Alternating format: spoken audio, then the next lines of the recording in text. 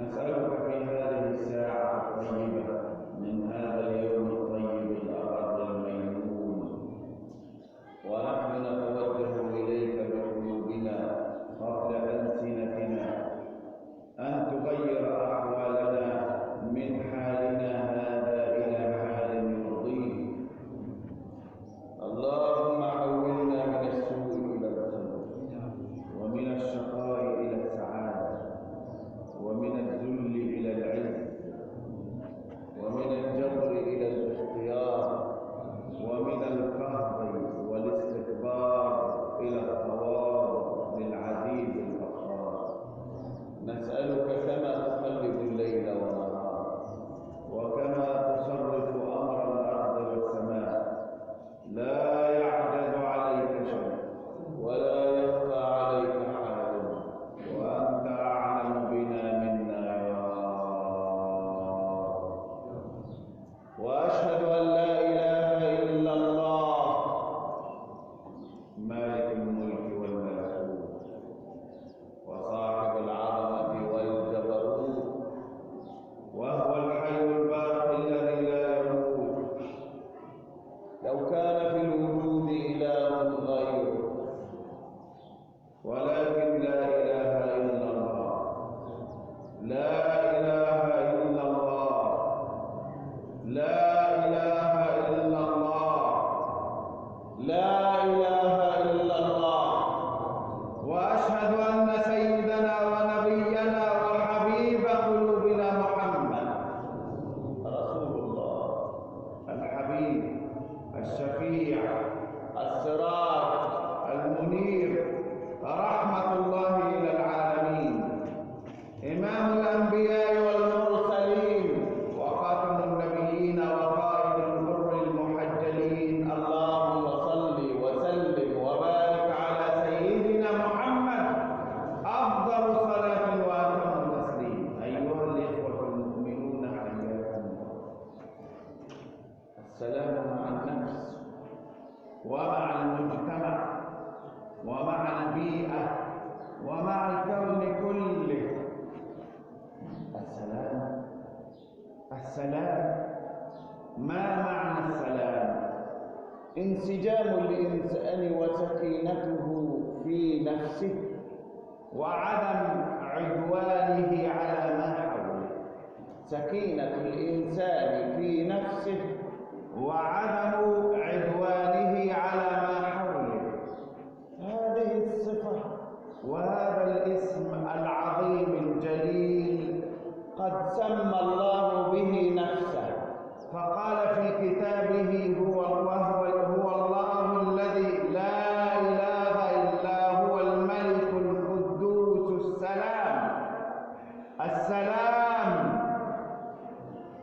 وكان نبينا صلى الله عليه وسلم إذا فرغ من صلاته وسلم عن يمينه وعن يساره قال: اللهم أنت السلام ومنك السلام وإليك يعود السلام، تبارك يا ذا الجلال والإكرام. إن هذا الاسم العظيم قد سمى الله به الجنة، لهم دار السلام عند ربهم وهو وليهم بما كانوا يعملون. وقد جعله الله تحيتنا في الدنيا، وجعل تحيتنا يوم أن نلقاه تحيتهم يوم يلقونه سلام، يعني يوم أن نلتقي بالله، فإن التحية التي ستجمعنا بربنا هي السلام. سنقول لله: التحيات لله والصلوات لله والطيبات لله، فيجيبنا الله: السلام عليك يا عبد الله ورحمة الله وبركاته. تحيتهم يوم يلقونه سلاما، وأعد لهم أجرا كريما. وهي التحية التي يوجهها إلينا الملائكة، والملائكة يدخلون عليهم من كل باب: سلام عليكم بما صبرتم فنعم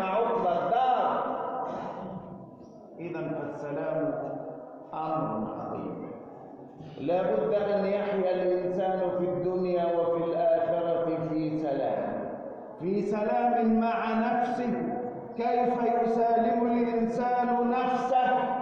الإنسان يسالم نفسه ألا يعصي الله، فمعصيتك لله هي التي توجد بينك وبين نفسك شقاق، فإنه ما من مرض وما من أمر يعترض وما من بلية وما من رزية وما من مصيبة تصيب الإنسان إلا بذنوبه. ألم تسمعوا لقول الله تعالى: من عملكم سلط عليكم. ما من مصيبة في الأرض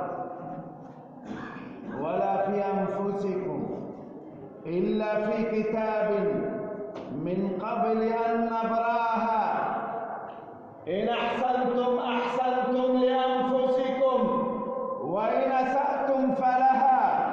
إن الإنسان وهو يسعى في هذه الحياة متى التزم بالكتالوج الذي صنعه الله ليؤدي الإنسان مهمته وفق مراد ربه الذي خلقه، فإنه لا يمكن أن يعطب ولا يمكن أن يتعب ولا يمكن أن يذل أو يضل أو يسعى ويشقى. ومن أعرض عن ذكري فإن له معيشة ضنكا ونحشره يوم القيامة أعمى. كان الصالحون إذا عثر أحدهم في قدمه يقول: بذنب يا رب، بذنب يا رب. إذن فأول سلام للإنسان أن يسلم نفسه، ومسالمة الإنسان لنفسه ولصحته ولشبابه ولعمره ولماله أن يسعى في كل ذلك وفقا لمرادات الله. في افعل فيفعل، وفي لا تفعل فيكف نفسه عن أن يفعل شيئا يسخط الله. فإذا سالم الإنسان نفسه استراح الإنسان من شقاء كثير، واستراح الإنسان من بلاء وفير، واستراح الإنسان من جراح لا تنفك يصدر منها الوجع والقلق والألم والاضطراب. ثم السلام مع أهل بيته. وسلام الإنسان في بيته أن يعلمهم ويعودهم ويوجههم أن يكون الفاصل في كل خلاف وكل شقاق يحدث في البيت أن نلجأ إلى كتاب الله وإلى سنة رسول الله صلى الله عليه وسلم. إذا اختلف الرجل مع زوجته أو مع أولاده أو اختلف في شؤون بيته، في مصدر رزقه، في مطعمه، في مشربه، فلا بد أن يحكم شرع الله بفض هذا النزاع، فإنه إن فعل فقد جلب السلام لبيته. وإن استكبر واستنكر واستكثر نفسه جلب لنفسه التعب وجلب لنفسه الشقاء وجلب لنفسه البلاء وجلب لنفسه عيش غير السعداء. إن الشقاق في البيوت كثير، وأسباب الشقاق في البيوت كثيرة، ونحن بطبائعنا كبشر وبيننا شيطان يؤجج النار بين الزوجين ويؤجج النار بين الوالدين ويؤجج النار بين الوالدين والأولاد. إن الشيطان وهو يفعل هذه المهمة الخبيثة الرخيصة يريد أن يصل إلى خراب البيت، يريد أن يصل إلى الطلاق، يريد أن يصل إلى قمة الشقاق والنفاق وسيء الأخلاق. فإذا رجعنا إلى الله كيف ذلك؟ لنضرب مثلا، لو أن الزوجين لكل منهما رأي في مسألة من مسائل البيوت، وعند الاختلاف رأي من الذي ينفذ؟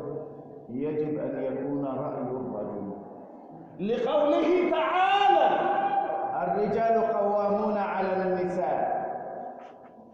هذه القوامة مصدرها أن الله قد ميز الرجل بزيادة في الجسم والعقل، هذه المنيحة الإلهية لا هي دعوة لاستكثار ولا استكبار الرجل، ولكنها دعوة للمرأة أن تخضع لزوجها، لأن رسول الله قال: لو كنت آمرا أحدا أن يسجد لأحد من دون الله لأمرت المرأة أن تسجد لزوجها من عظيم حقه عليها.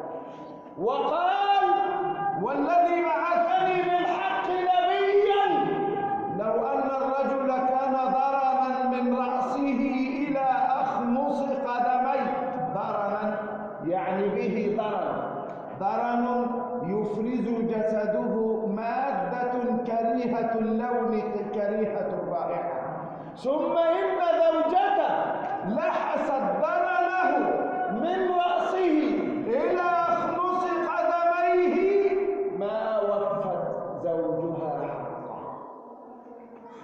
الحق عظيم والأمر جليل والتهاون كبير. إن المرأة إذا تقمصت شخصية الرجل في البيت خربت، وإن الرجل إذا تقمص شخصية المرأة في البيت خرب البيت.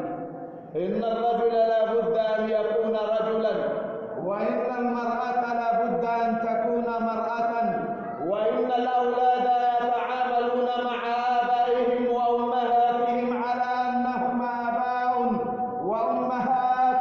فإذا رأيت الأولاد يستهزئون بآبائهم وأبنائهم، وإذا رأيت الآباء لا يكترثون لاستهزاء واستهجان وسخرية الأولاد منهم، فاعلم بأن هذه البيوت على شفا جرف هار ستنهار قريبا أو بعيدا، حتما في نار جهنم والعياذ بالله. فالسلام في البيت أن يكون الرجل في البيت رجلا، وأن تكون المرأة في بيتها امرأة، وأن يكون الأولاد في بيت أبيهم أبناء لا يتجاوزون ذلك. فإذا خرجنا إلى المجتمع وجدنا الشقاق، ووجدنا الصراع، ووجدنا الاستكبار، ووجدنا الاستنفار، ووجدنا دواعي الاستحمار، كل ذلك والنبي صلى الله عليه وسلم يقول: المسلم من سلم المسلمون من لسانه ويده. فإذا مشيت في الشارع ومشيت بين الناس لم تسمع إلا ألسنة بذيئة أشحة على الخير، ألسنة طويلة، ألسنة ذلفة، ألسنة زلقة، ألسنة بذيئة لا تسمع إلا الفحشاء ولا تسمع إلا ما ساء. والنبي يقول: المسلم من؟ المسلم من؟ المسلم من المسلم يا رسول الله؟ لم يقل الذي يصلي 5 صلوات في اليوم والليلة، لا. ولم يقل الذي يصوم كل يوم، لا. ولم يقل الذي يقيم الليل، لا.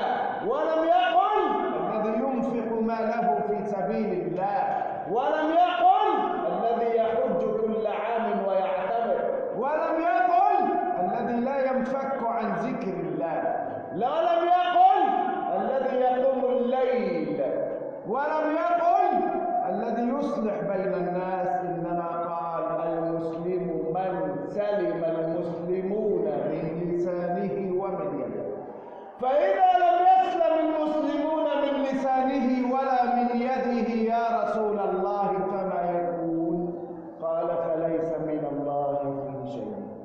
ليس من المسلمين. من فزع مسلما فليس من المسلمين. من أشهر سلاحه على مسلم أو رفع آلة على مسلم فليس من المسلمين. من آذى المسلمين فليس منهم. من تعدى على المسلمين وأرهبهم فليس منهم.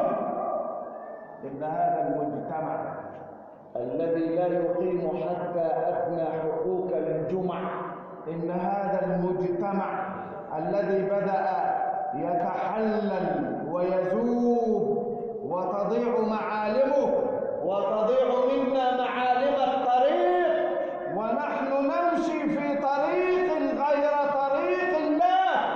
إننا والعياذ بالله قد أصبحنا نمشي في طريق الشيطان.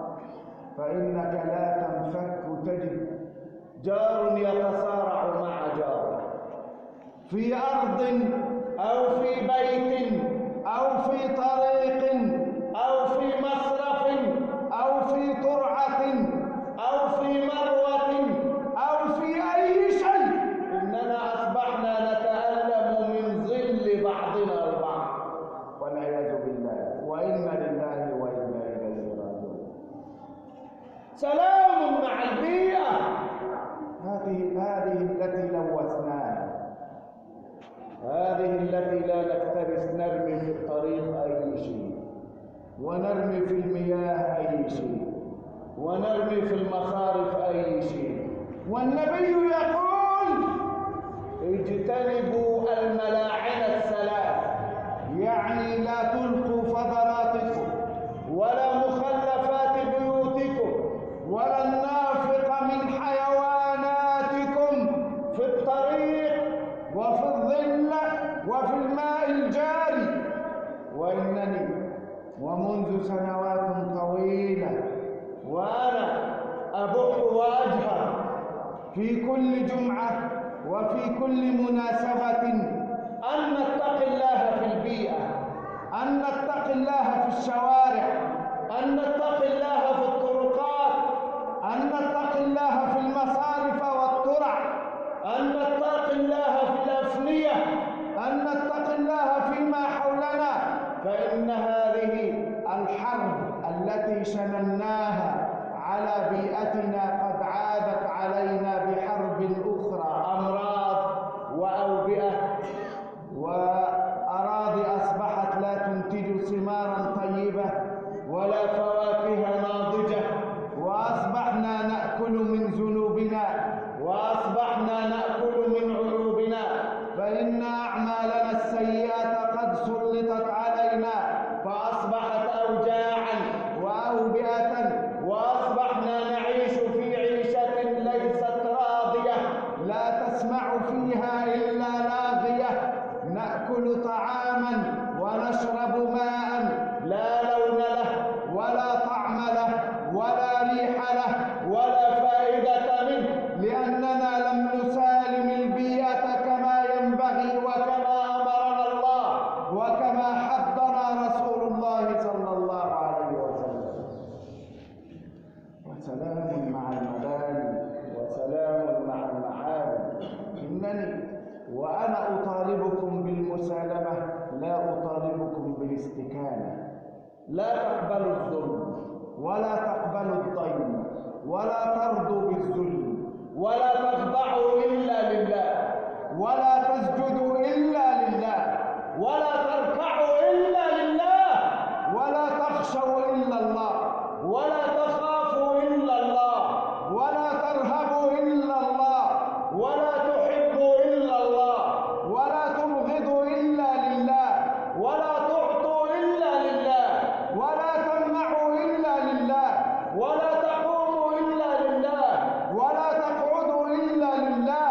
فإذا فعلتم ذلك فإنكم إذا تصبحون عبادا ربانيين لا تحتاجون عندما تحتاجون أن ترفعوا أيديكم إلى الله لتقولوا يا رب اعطنا كذا، إنما تصبحوا عبادا ربانيين تقولوا للشيء كن فيقول إن هذا هو قدر الله فينا، وإن واقعنا المرير الذي يحتاج منا إلى تغيير، ويحتاج منا إلى صبر ومصابرة، ويحتاج منا إلى جهاد ومجاهدة.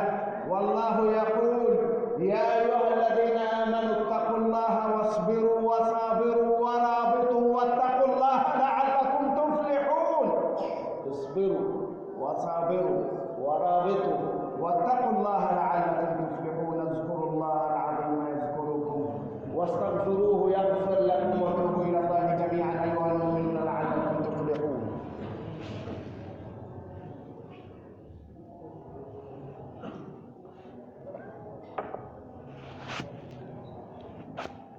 الحمد لله، وأشهد أن لا إله إلا الله، وأشهد أن سيدنا ونبينا وحبيب قلوبنا محمد رسول الله. اللهم صل وسلم وبارك على سيدنا محمد. لقد استطاع العالم أن يزرع بين المسلمين بعضهم وبعض شقاق وعداوات وخلافات لا أساس لها، لا تنقطع ليلا ولا نهارا. أصبحنا كالسمك يأكل بعضنا في بعض ليلا ونهارا، إعلانا وإصرارا، وتركنا شؤوننا كأمة واحدة، جسد واحد، دولة واحدة، لغة واحدة، كتاب واحد، رب واحد، نبي واحد، قبلة واحدة. كل هذه الأسباب التي تجمعنا ونحن في أشد حالات الفرقة. استضعفنا الشيطان، واستضعفنا الغرب، واستضعفنا الشر، واستضعفنا الأحياء والأموات، فأصبحنا عالة على الدنيا، لا قيمة لنا ولا وزن. لا بد أن نخرج من هذا النطاق، وأن نخرج من هذا الإطار، وأن نتغير، وأن نغير، وأن نضع أيدينا في يد الله. فإن الله قال: إن الله لا يغير ما بقوم حتى يغيروا ما بأنفسهم. إن الله لا يغير ما بقوم حتى يغيروا ما بأنفسهم. إن الله لا يغير ما بقوم حتى يغيروا ما بأنفسهم. إن الله لم يتغير لكم ولكن تغيروا أنتم لربكم. إن الله لم يتبدل من أجلكم ولكن تبدلوا أنتم من أجل ربكم. إن الله لن يقبل عليكم إلا إذا أقبلتم عليه، وإن الله لن يتوجه إليكم إلا إذا توجهتم إليه. فهيا بنا نبادر بأنفسنا فنغير ما فينا من سلبية، ونغير ما فينا من رجعية، ونغير ما فينا من جهل ومن تخلف ومن عدوانية ومن عدم مسالمة لبعضنا البعض، حتى نتوحد، يكون لنا وزن، وتكون لنا قيمة، وتكون لنا كلمة. وإذا كانت لنا كلمة فاعلموا أن الدنيا كلها ستخضع لنا بأمر الله. هيا بنا نتوجه بالدعاء، عسانا أن ندرك بالدعاء ما لم ندركه بالعمل، لنقول: يا رب اللهم اجعلنا من الذين يستمعون القول فيتبعون أحسنه، ولا تجعلنا من الغافلين. أرنا الحق حقا وارزقنا اتباعه، وأرنا الباطل باطلا وارزقنا اجتنابه، وخذ بأيدينا ونواصينا إليك أخذ المحبين عليك. لا تدع لنا ذنبا إلا غفرته، ولا عيبا إلا أذلته، ولا مريضا إلا شفيته، ولا ميتا إلا رحمته، ولا غائبا إلا رددته، ولا مكسورا إلا جبرته، ولا مظلوما إلا نصرته، ولا مسجونا بظلم إلا فككت أسره. وآخر دعوانا الحمد لله رب العالمين، وصلى الله على البشير النبي